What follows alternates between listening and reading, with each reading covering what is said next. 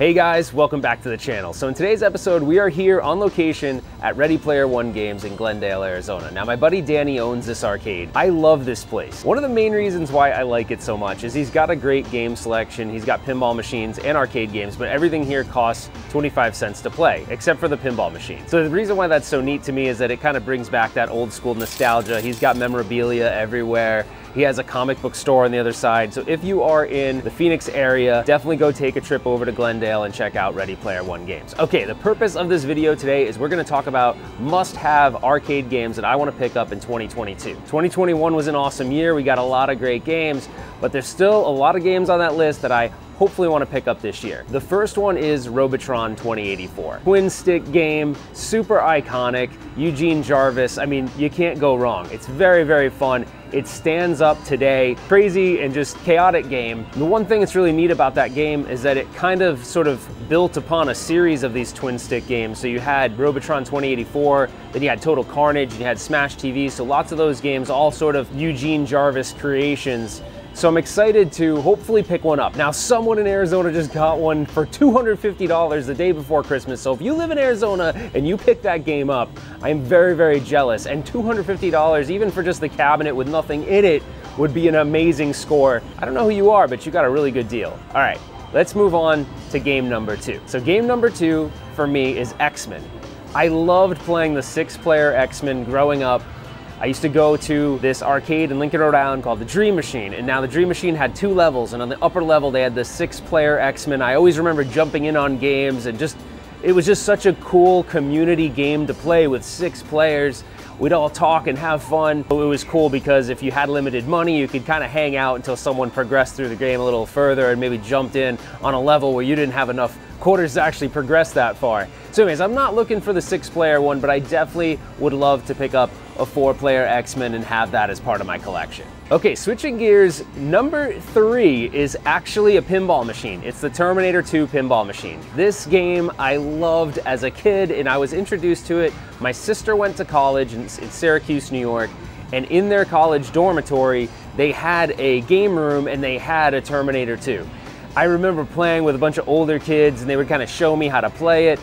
I love the Terminator movies, not so much the later ones, but Terminator 1 and Terminator 2 are some of my favorite movies. Terminator 2 was so iconic, it set the bar for special effects, and it still stands up today. Not only am I a super fan of Terminator, especially Terminator 2, but it brings me back to so many memories. I don't know if you remember, there's a scene in there where John Connor is playing Afterburner in an arcade. Another game I love. I would love to have a deluxe Afterburner, but hey, space actually has to play a factor in here. But yeah, Terminator 2, pinball machine, very iconic. Hopefully I can pick that up. Seems like the going rate for those is kind of expensive right now, but I'll see if I can pick one up sometime this year. This next game might surprise you. It's actually Teenage Mutant Ninja Turtles, the original one, not Turtles in Time. I love the original one, although if I did pick up an original cabinet, I would probably try to run both on a switcher so I could have TMNT the original and Turtles in Time. Now I love the TMT original artwork, not so much Turtles in Time. So I'm definitely would love to have that in my collection. You know, these 4-player games do take up a little bit more space because they have wider control panels, but I'm hoping I could find one for a good price. Right now, those things are really skyrocketing. Anything Teenage Mutant Ninja Turtles, no matter what it is, collectibles, comic books, action figures, they're all going for a lot of money right now. But I'm hoping I could come across one, so if you know where there's a Teenage Mutant Ninja Turtles, let me know, because I would love to pick that one up. This is another one that might surprise you a little bit, is I want a Big Blue. I want a Capcom Big Blue, but I would love for it to have the Punisher as the main theme. I love the Punisher, awesome side-scrolling beat 'em up. Now my plan would be to put other games in there as well. It wouldn't just be the Punisher.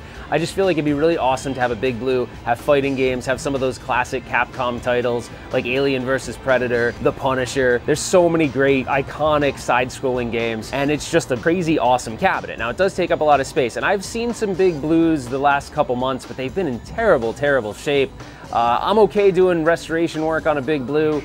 You know, I love doing that kind of stuff, bringing the cabinets back to life, but it'd be nice to kind of get one that's in decent condition that I don't have to do as much work to. So Big Blue, I'm looking for you. If you know where one's at, let me know. The last one on this list for now is Daytona USA, but not the gigantic Daytona USA. Now, I have a problem with racing games.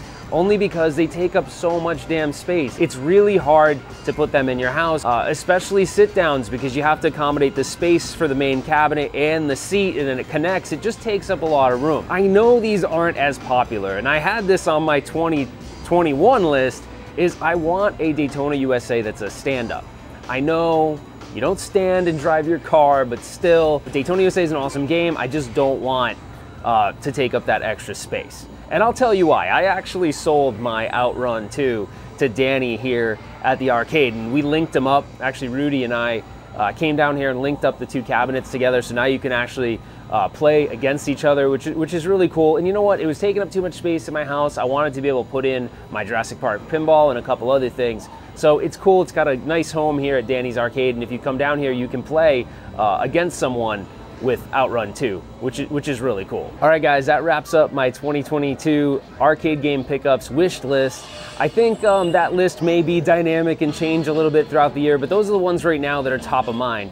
And I want to thank the community for helping me locate a lot of the games I got last year. I had Nick Madsen help me with the Red Tent. I had Arcade Eric help me with Sinistar. So there's been a lot of, I think there's a couple other people that have helped along the way as well, and I really do appreciate that. I don't know if I would be able to get some of those games. So I love this idea of everyone's kind of looking out for each other, trying to see when things go up for sale and stuff, because you know, you have to have your eyes and ears open at all times to find games and deals. It just is what it is. The market is kind of crazy right now. I also want to give another special thanks to Danny down at Ready Player One Games. This place is awesome, and I appreciate him letting me film here. They also do pinball tournaments here, probably like once or twice a month, so be on the lookout for that. If you follow them on Facebook, I'll have a link in the description. If you're local, join one of the tournaments. I joined one, I totally sucked, it was terrible. Rudy did actually pretty well, he came with me, but yeah, I didn't fare so well in my first tournament. But hey, you gotta do it. You gotta do it, you gotta learn, and I'm looking forward to the next one. I think there's one in January on the 15th. So anyways, definitely check that out. All right, guys, if you enjoyed this video, give me a thumbs up, consider subscribing to the channel, put your comments below. What games are you looking for? Are there pickups that you want, or are there games that, you know, just are must-haves for your collection? I'd love to hear what those are. And that's it for now. We will see you on the next one.